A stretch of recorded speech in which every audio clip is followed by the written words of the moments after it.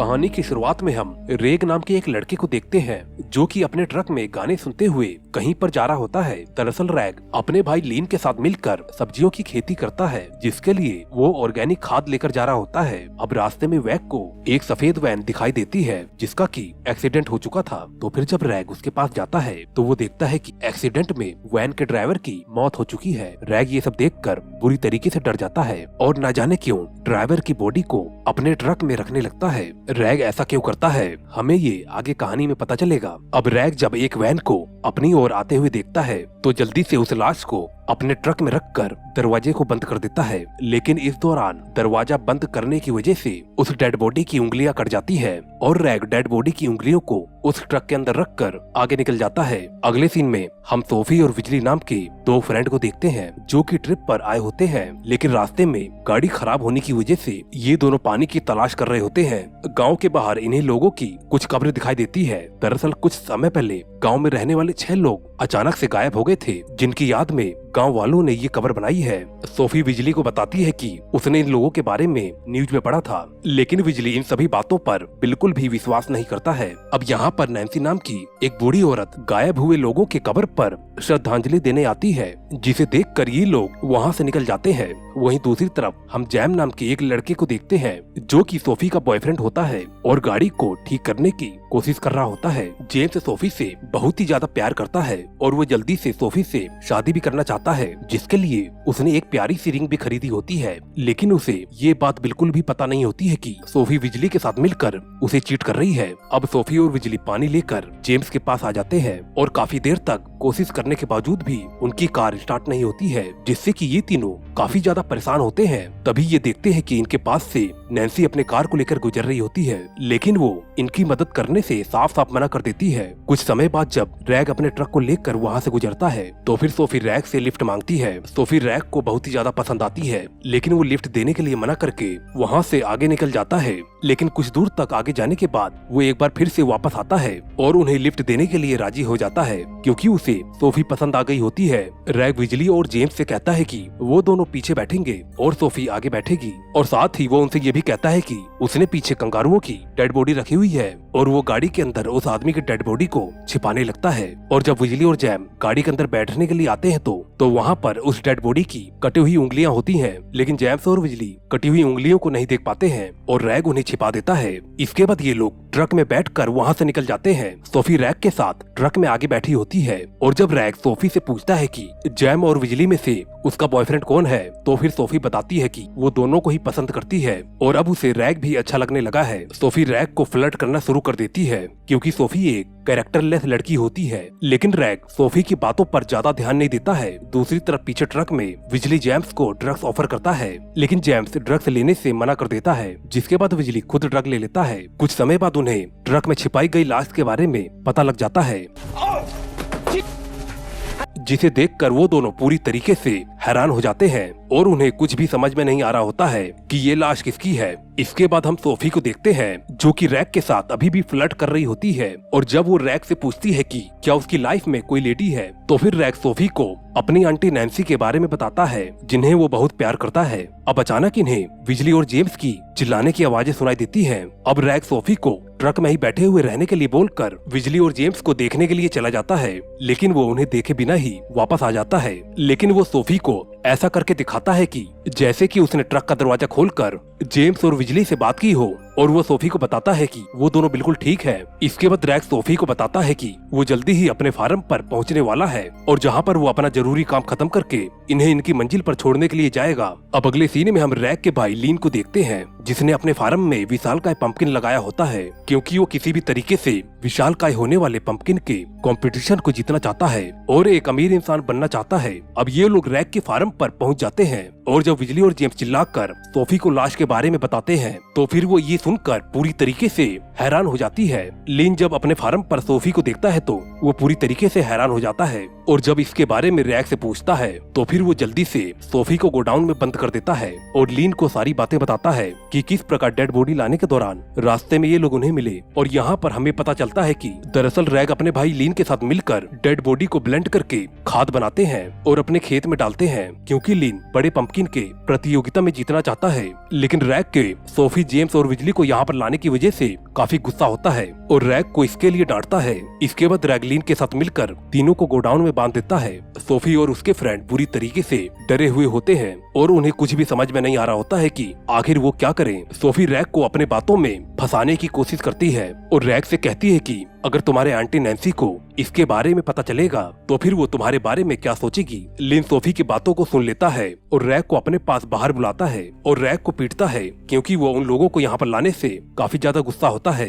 अब अगले सीन में हम बिजली को देखते हैं, जो कि ड्रग्स लेने की वजह से पूरी तरीके से नशे में होता है और जेम्स को अपने पास रखी हुई चाकू दिखाकर बोलता है कि वो जब चाहे यहाँ से बाहर निकल सकता है। और अब यहाँ पर रैग और लीन उस डेड बॉडी को अंदर लेकर आ जाते हैं। बिजली उन्हें देखकर जोर जोर से चिल्लाने लगता है, लेकिन वो बिजली के पास में रखे हुए चाकू को नहीं देख पाते हैं और लीन अपने छोटे भाई रैग को सभी के मुंह पर टेप लगाने को कहता है। लीन की बात को सुनकर रैग सभी के मुंह पर टेप लगा देता है, लेकिन वो सोफी के मुंह पर हल्के से टेप लगाता है, क्योंकि वो कहीं न कहीं सोफी को पसंद करता है। इसके बाद रैग और लीन डेड बॉडी को ब्लेंड करने के लिए उसके सारे कपड़े उतार कर उसे उल्टा लटका देते हैं। लेकिन इसी दौरान बिजली का चाकू रैग और लीन के सामने आ जाता है, मगर इससे पहले कि वो उसे देखते, चाकू लीन के पैर से लगकर जेम्स के पास आ जाता है। और जब जेम्स चाकू को अपने पैरों की मदद से बिजली के पास फेंकता है तो गलती से चाकू बिजली के पैर में धंस जाती है, लेकिन इससे बिजली को दर्द नहीं होता है, क्योंकि वो इस समय नशे में होता है। अब लीन और रैग जब डेड बॉडी को ब्लेंड करके खाद बनाने वाले होते हैं कि तभी वो आदमी होश में आ जाता है, क्योंकि वो अभी भी जिंदा होता है। ये देखकर रैग अपने भाई लीन को उस आदमी को छोड़ने के लिए कहता है, लेकिन लीन अपने भाई रैग की बात नहीं मानता है और उस आदमी को जिंदा ही ब्लेंड कर देता है, क्योंकि वो किसी भी तरीके से इंसानी खाद को अपने खेतों में डालकर कंपटीशन को जीतना चाहता है और अमीर बनना चाहता है। अब लीन को खाद बनाने के लिए एक और डेड बॉडी की जरूरत होती है। इसके लिए वो सोफी को चेक करने लगता है, लेकिन रैग लीन को ऐसा करने से मना करता है और वो उसे समझाता है कि क्यों ना वो पहले जेम्स को ब्लेंड करके खाद बनाए। लीन रैग की बात को मान लेता है। इसके बाद ये जेम्स को ब्लेंड करने के लिए बांध कर लटका देते हैं, लेकिन इसी मौके का फायदा उठाकर बिजली चाकू की मदद से अपने रस्सियों को खोलकर और रैग के ट्रक को लेकर वहाँ से भाग जाता है। हालांकि रैग उसे रोकने की पूरी कोशिश करता है, लेकिन इसका कोई भी फायदा नहीं होता है। लीन ये सब देखकर बहुत ही ज्यादा परेशान होता है और रैग को इसके लिए डांटता है, और जिसके बाद वो अपनी कार में बैठकर बिजली को पकड़ने के लिए निकल जाता है। अब जब रैग वापस से गोडाउन में आता है तो फिर सोफी रैग को इशारे से अपने मुंह पर लगा हुआ टेप को हटाने के लिए कहती है। रैग सोफी की बात को मानकर टेप को हटा देता है, तो फिर सोफी रैग को अपनी मीठी मीठी बातों में फंसाने की कोशिश करती है, लेकिन जल्दी ही रैग समझ जाता है कि सोफी उसे धोखा देना चाहती है, क्योंकि उसने पहले भी बिजली के साथ इंटीमेट होकर अपने फ्रेंड जेम्स को धोखा दिया था और अब वो अचानक से उसे पसंद करने लगी है। जेम्स जब ये बात सुनता है तो वो बहुत ही ज्यादा दुखी होता है, क्योंकि उसे नहीं लगता था कि कभी सोफी उसके साथ ऐसा कर सकती है। वहीं दूसरी ओर बिजली ट्रक को लेकर एक गाँव के अंदर पहुँच जाता है और जहाँ पर उसे ट्रक की वजह से सब कुछ बहुत ही अजीब तरीके से लग रहा था। अब वहाँ पर लीन भी पहुँच जाता है, लेकिन इससे पहले कि वो बिजली को पकड़ पाता, बिजली किसी तरीके से लीन को घायल करके वहाँ से निकल जाता है। मगर जब वो ट्रक के पास पहुँचता है तो वो देखता है कि उसमें चाबी नहीं होती है, जिसके बाद बिजली को एक बार फिर से लीन के पास आना पड़ता है, लेकिन इस बार लीन बिजली को घायल करके उसे बंदी बना लेता है। अगले सीन में हम जेम्स को देखते हैं, जो कि सोफी के धोखा देने की वजह से बहुत ही ज्यादा दुखी होता है, और जब वो सोफी से इसके बारे में पूछता है तो फिर सोफी उसे बताती है कि जेम्स उसे बिल्कुल भी अच्छा नहीं लगता है, क्योंकि उससे अच्छा तो बिजली है, जो कि देखने में काफी कूल है। अब जब लीन बिजली को जख्मी करके अपनी कार की डिक्की में उसे ला रहा होता है तो फिर रास्ते में उसे एक पुलिस ऑफिसर मिलता है, जो कि लीन का ही दोस्त होता है, लेकिन उसे लीन के ऊपर शक होता है कि जरूर लीन उससे कुछ छुपा रहा है। और जब वो लीन को ऐसे ही सड़क पर उसके घूमने का कारण पूछता है तो फिर लीन उसे बताता है कि वो तो सिर्फ कंगारुओं की डेड बॉडी को ले जा रहा है। तभी अचानक से पुलिस ऑफिसर को किसी के चिल्लाने की आवाज सुनाई देती है, और जब वो लीन से उसके कार का डिक्की खुलवाता है तो फिर उसमें बिजली होता है। बिजली के खराब हालत को देखकर पुलिस ऑफिसर उसे समझाता है कि वो बिजली को बचा लेगा, लेकिन वो गलत होता है, क्योंकि लीन पुलिस ऑफिसर को शूट करके वहीं पर ही मार कर गिरा देता है। अब अगले सीन में हम रैग को देखते हैं, जो कि सोफी से अपने मिसबिहेव के लिए माफी मांगता है और सोफी को यकीन दिलाता है कि वो चिंता न करे, वो कैसे भी करके अपने भाई लीन से उसे बचा लेगा और उसे आजाद कर देगा। अब जब लीन बिजली को लेकर वापस आता है तो फिर वो देखता है कि जिस पंपकिन को उसने इंसानी खाद से बड़ा किया था वो कई टुकड़ों में टूटा हुआ होता है, जिससे कि लीन को बहुत ही तेज गुस्सा आता है। और तभी वहाँ पर रैग आ जाता है जो कि लीन से कहता है कि उसने ही पंपकिन को तोड़ा है। इस बात पर गुस्सा होकर लीन रैग को बहुत ही बुरी तरीके से मारता है और कार के पास लाकर उसे कार के डिक्की को खोलने के लिए कहता है। लीन के कहने पर जैसे ही रैग कार के डिक्की को खोलता है, बिजली गन से लीन और रैग के ऊपर फायरिंग करना स्टार्ट कर देता है, क्योंकि उसने पुलिस ऑफिसर के गन को अपने पास रख लिया था। इस फायरिंग में एक गोली रैग के हाथ पर लग जाती है, जिससे कि वो घायल हो जाता है। फिर तभी वो देखते हैं कि उसकी आंटी नैन्सी उन्हीं के पास आ रही होती है, जिसके बाद लीन रैग को जबरदस्ती ही बिजली के साथ कार की डिक्की में बंद कर देता है ताकि आंटी नैन्सी को इसके बारे में कुछ भी पता न चले। अब जब आंटी नैन्सी लीन के पास आती है तो फिर वो लीन से रैग के बारे में पूछती है, जिस पर लीन झूठ बोलते हुए कहता है कि वो कुछ काम के लिए बाहर गया है। अब अगले सीन में हम सोफी को देखते हैं जो कि बहुत ही मुश्किल से किसी प्रकार से टेलीफोन से नैन्सी के घर में कॉल करती है ताकि आंटी नैन्सी से मदद मांग सके, लेकिन आंटी नैन्सी कॉल को रिसीव करके रिसीवर को साइड में रख देती है। वहीं दूसरी तरफ रैग और बिजली किसी तरीके से बहुत ही मुश्किल से कार की डिक्की से बाहर आ जाते हैं। इसके बाद ये लोग गोडाउन में सोफी और जेम्स को छुड़ाने के लिए जाते हैं, लेकिन जैसे ही जेम्स आजाद होता है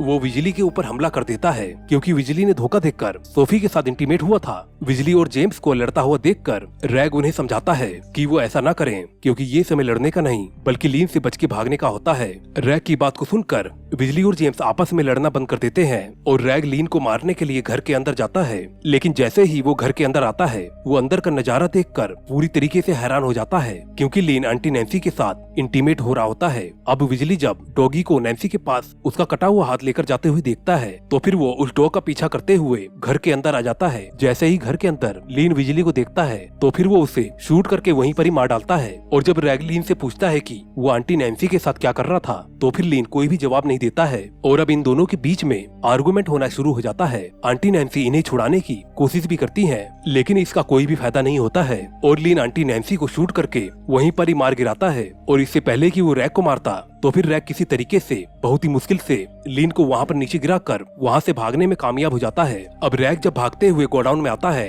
तो फिर वो देखता है कि वहाँ पर सोफी और जेम्स नहीं होते हैं और अब अगले ही पल लीन रैग के ऊपर अटैक करके उसे बेहोश कर देता है। रैग को जब होश आता है तो वो खुद को उल्टा लटका हुआ पाता है, क्योंकि अब लीन रैग को ही ब्लेंड करके उसके बॉडी से खाद बनाना चाहता है। रैग ये सब कुछ देखकर लीन से कहता है आखिर वो उसके साथ ऐसा कैसे कर सकता है। इस पर लीन रैग से कहता है कि वो कंपटीशन जीतने के लिए कुछ भी कर सकता है। अब इससे पहले कि लीन रैग को ब्लेंड करता वहाँ पर सोफी आ जाती है जो कि लीन पर गन तान देती है। लीन ये देखकर डर जाता है और इसी बात का फायदा उठाकर पीछे से लीन रैग को धक्का देकर ब्लेंडिंग मशीन में गिरा देता है, जिससे कि लीन मारा जाता है। लीन के मरने के बाद रैग अपनी जेब से रिंग को निकालकर सोफी को प्रपोज करता है और सोफी भी रैग के प्रपोजल को एक्सेप्ट कर लेती है। वहीं दूसरी तरफ हम जेम्स को देखते हैं जो कि अपनी जान को बचाकर वहाँ से भाग गया होता है और हाईवे के किनारे लिफ्ट मांग रहा होता है, लेकिन वो आदमी जेम्स को लिफ्ट देने के बजाय उसे कुचलकर वहाँ से निकल जाता है, जिससे जेम्स भी मारा जाता है। और अब इसी के साथ ये मूवी यहीं पर एंड हो जाती है। तो दोस्तों ये कहानी आपको कैसी लगी नीचे कमेंट करके जरूर बताएं। तो अगर आप हमारे चैनल पर पहली बार आए हैं हमारे चैनल को जरूर सब्सक्राइब करें।